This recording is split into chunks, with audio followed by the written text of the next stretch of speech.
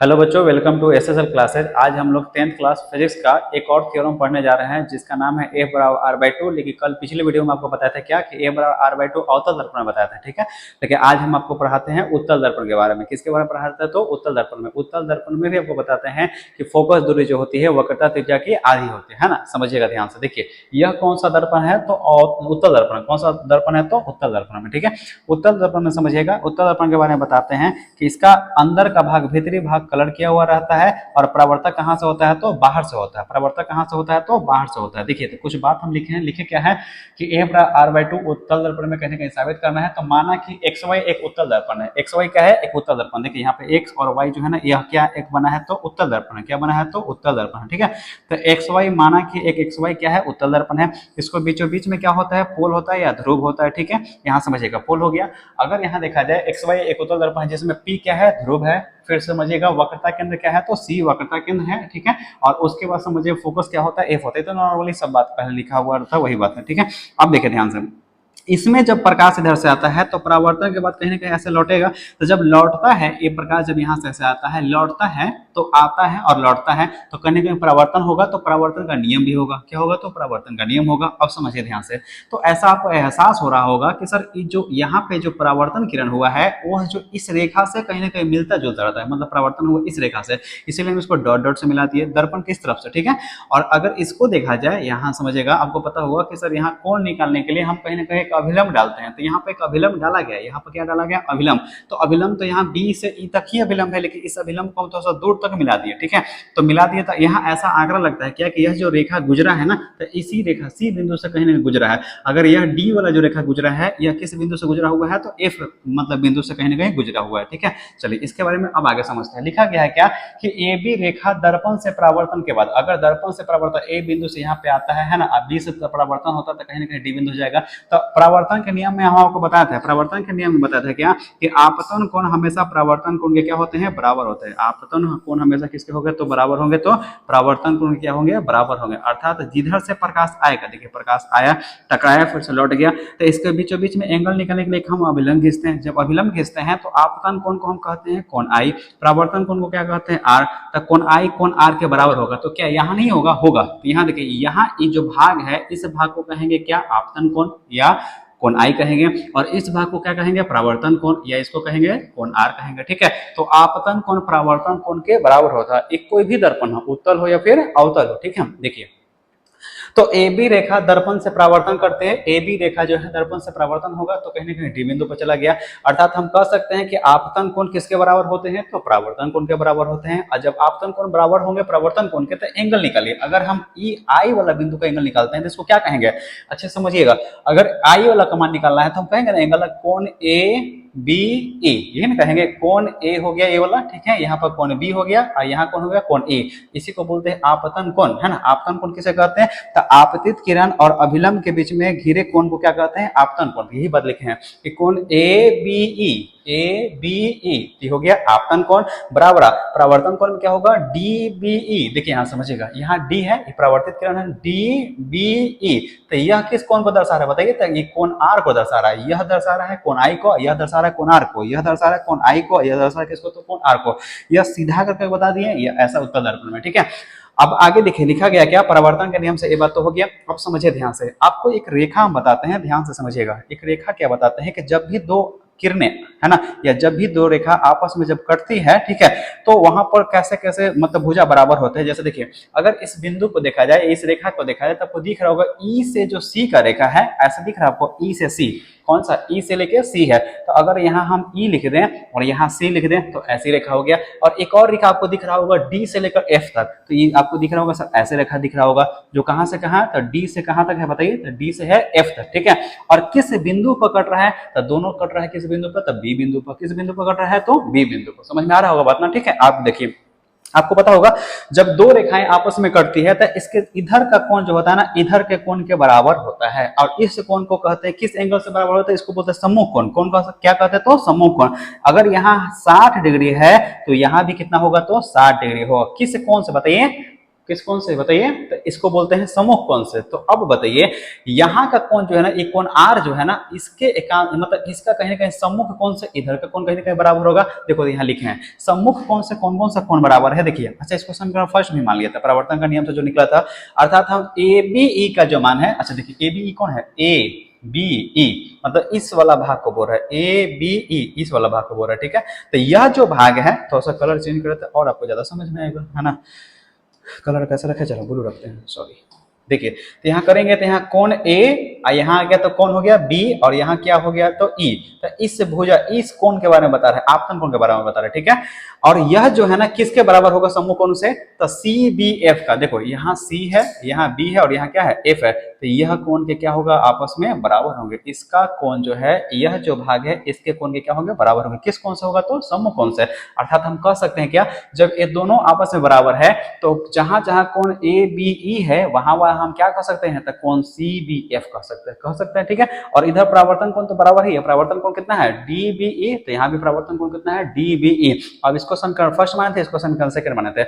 अगर समीकरण फर्स्ट और समीकरण सेकंड दोनों को गौर किया जाए तो आपको पता चलता होगा कि सर बराबर है कि इस तरफ दायां तरफ जो है ये डीबीई और डीबी आपस में बराबर है। जब दाहिना तरफ का इधर का भाग बराबर है ना, आपतन कोण परावर्तन कोण बराबर होता है। तो जब परावर्तन कोण आपस में बराबर है तो क्या आपतन कोण बराबर होंगे कि नहीं होंगे, होंगे। अर्थात कोण ए बी ई बराबर होंगे किसके, कोण सी बी एफ का। तो हम कह सकते हैं कि यहाँ पे ये तो लिखा है समीकरण फर्स्ट और सेकंड को बराबर किया जाए तो देखेंगे क्या कि कोण ए बी ई जो है किसके बराबर है, तो कोण सी बी एफ का। किसके बराबर है, तो कोण सी बी एफ का, सी बी एफ का ई वाला एंगल क्या हो गया तो बराबर है ना। तो इसका एंगल से यह एंगल बराबर होगा। अगर ये कोण आई है तो यहाँ भी मान कितना होगा बताइए, तो कोण आई ही होगा। क्या होगा तो कोण आई। चलिए आगे देखते हैं।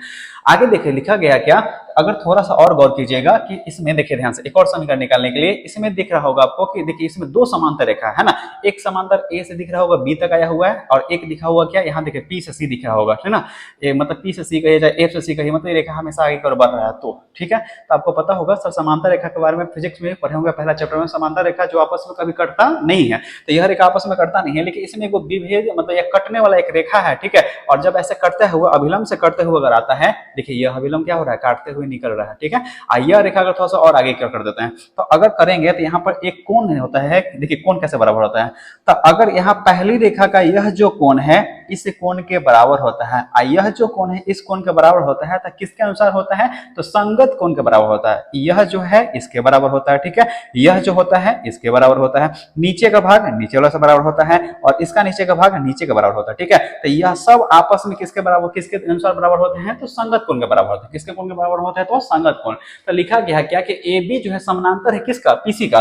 तो ए बी जो है समानांतर है किसका, तो पीसी, क्योंकि यह भी रेखा सामने जा रहा है और यह भी रेखा जा रहा है सामने, ठीक है, पीसी का। और एक ईसी जो है उसे प्रतिच्छेद कर रहा है। ई से जो सी जो है ना, मतलब अभिलंब जो है वो क्या कर रहा है, तो काटते आ रहा है, मतलब प्रतिच्छेद कर रहा है। ई से सी जो रेखा है क्या कर रहा है, तो काट रहा है, ठीक है। तो हम कह सकते हैं क्या कि सर यह जो कोण होता है इस कोण के नीचे वाला क्या होता है, बराबर। तो अब बताइए यहाँ तक कोण निकला था ना, यह जो होगा ये किसके बराबर होगा, तो नीचे वाला कोण का क्या होगा, बराबर। अर्थात हम कह सकते हैं क्या कि कोण ए बी ई, देखिए कहाँ है कोण ए बी ई, तो किसके बारे में बोला है, इसी कोण के बारे में बोला है। तो आपतन कोण मतलब कोण आई, ठीक है। तो ए बी ई जो है कोण बी सी एफ के बराबर है, कोण बी सी एफ के बराबर, मतलब इसका कोण के बराबर हो गया। मतलब इसका कोण इसका कोण के बराबर हो गया, इसका कोण इसका कोण के बराबर होगा, पता है ना कि इसका कोण इसका कोण के नीचे बराबर होगा, ठीक है। तो यहाँ एंगल बढ़ रहा है तो इसका जस्ट नीचे एंगल बढ़ रहा है, ठीक है। तो कोण ए बी ई जो है किसके बराबर हो गया, तो कोण बी सी एफ के बराबर होंगे। यहाँ पे हो गया किस कोण से बताइए, संगत कोण से। इसको समीकरण क्या मानेंगे, तो 4 मानेंगे। मतलब किसी भी हालात में यहाँ जो त्रिभुज बन रहा है ना, यहाँ पर हम इसको समद्विबाहु कर रहे हैं, ठीक है। एक कोण यहाँ पर आपको दिख गया, यहाँ पे बराबर, एक कोण यहाँ दिख रहा है, ठीक है। चलिए अगर थोड़ा सा गौर कीजिएगा तो समीकरण थर्ड और समीकरण 4 को अगर मतलब मिलाइएगा, समीकरण थर्ड आपको देखो यहाँ पर हम निकाले भी थे समीकरण थर्ड, ठीक है। और समीकरण थर्ड को अगर देखा जाए तो फाइनली आया था क्या, सर कोण ए बी ई जो है ना कोण सी बी एफ के बराबर है ना, कोण ए बी ई जो है कोण सी बी ई के बराबर है। देखो कोण ए बी ई यहाँ भी है, यहाँ भी क्या था बताइए, तो कोण ए बी ई है, तो बाएं बाएं वाला मैच कर रहा है, तो दाएं दाएं वाला मैच करके नहीं करेगा, करेगा। इसका दायां क्या है, तो सी बी एफ है, और इसका दायां क्या है बताइए, तो बी सी एफ है।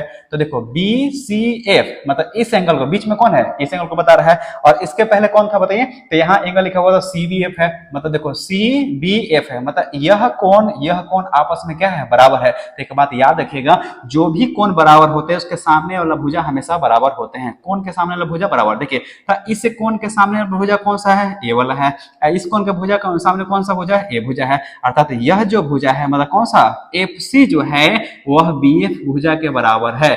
एफ सी जो है वो बी एफ भुजा के बराबर, क्यों, क्योंकि सर इसका एंगल के सामने वाला भुजा बराबर होता है और एंगल के सामने इसका भुजा बराबर हो गया। तो यह देखिए एक ट्रायंगल बना हुआ, ट्रायंगल का नाम क्या है, ऐसा ट्रायंगल, देखिए ऐसा ट्रायंगल है, तो यह जो है बी है, यह क्या है एफ है, और यह क्या है सी है। जब ये दोनों आपस में बराबर हैं तो इसको कौन सा त्रिभुज कहिएगा, तो समद्विबाहु त्रिभुज कहिएगा। कौन सा त्रिभुज कहिएगा, समद्विबाहु, क्योंकि इस कोण से यह भुजा बराबर और इस कोण से नीचे वाला भुजा बराबर। अब समझ में आ गया होगा बात, है ना, यहाँ लिखा गया। तो समीकरण 3 और समीकरण 4 से अगर हम देखते हैं तो नतीजा क्या निकलता है कि कोण सी बी एफ जो है ना, यहाँ पर जो हम त्रिभुज बना रहे थे, ठीक है, यह सी बी एफ जो है यह क्या है, देखिए फिर से बना देते हैं, यहाँ पर ऐसे त्रिभुज बन रहा था, ठीक है, इसका नाम क्या है, बी है, इसका नाम क्या है, एफ है, और इसका नाम क्या है, सी है, ठीक है। तो सी बी एफ जो है यहाँ पर समझिएगा, तो यह जो है आपस में दोनों भुजा क्या है, तो बराबर है। अगर दोनों भुजा बराबर है इसको हम लोग क्या कहेंगे, तो कौन सा त्रिभुज, समद्विबाहु त्रिभुज। कौन सा त्रिभुज कहेंगे, तो समद्विबाहु त्रिभुज। अगर इतना बात समझ में आ गया तो समझ में आ गया, कोई दिक्कत नहीं, ठीक है।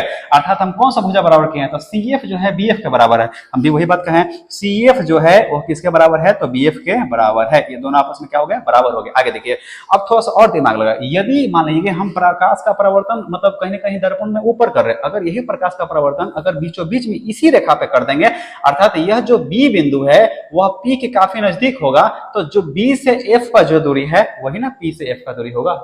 पिछले वीडियो में यही बताया था, यदि ए से बी पर आता है तब यहां से समझिएगा बी से जो एफ का दूरी है वही ना यहाँ से क्या होगा, तो पी का एफ का दूरी होगा, क्योंकि बी बिंदु अभी ऊपर में है। इसको घसकाएंगे तो यहाँ कर दिए, फिर घसकाएंगे तो यहाँ कर दिए, ठीक है। तो अर्थात बी से जो एफ का दूरी होगा वही बिंदु क्या होगा, वही दूरी क्या होगा, तो पी से एफ का। तो हम कह भी सकते हैं यदि बी बिंदु पी के काफी नजदीक हो, अर्थात हम बी एफ को हम क्या सकते हैं, पीएफ कह सकते हैं। मतलब बीएफ का जो दूरी होगा वह पीएफ के क्या होंगे, बराबर होंगे।